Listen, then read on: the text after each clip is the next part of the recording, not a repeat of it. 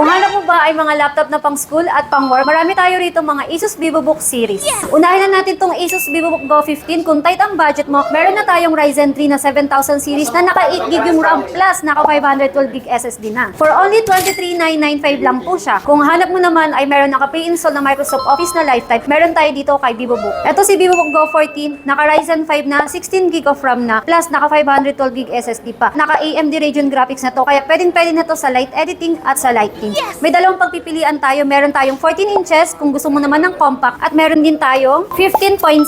Mabibili mo lang to ng 30,995 dito kay Laptop Factory. Kung hanap mo naman ay laptop na naka Intel processor, meron po tayo dito naka i5 13th gen na plus naka 512 GB SSD at syempre meron na siyang pre-install na Microsoft Office. Maganda na siya for multitasking at pang BA. Nabibili mo lang siya ng 32,500. Kung nasa freelance industry ka naman, meron tayo ditong i5 13th gen na naka high performance na, naka 16 GB of RAM, 512 GB SSD, plus may pre-install na siya ng Microsoft Office at syempre meron na siyang fingerprint scanner. Naka Intel Iris Xe graphics na rin to. 16 inches na po yung display niya na naka IPS panel na po. Lahat ng Asus VivoBook natin dito is naka backlit keyboard na plus nabibend siya up to 180 degrees at syempre military grade durability certified na to si Asus VivoBook natin. Marami pa tayong pagpipilian dito ng mga Asus laptop. Kung interesado kayo, visit lang kayo dito kay Laptop Factory dahil basta laptop, Laptop Factory.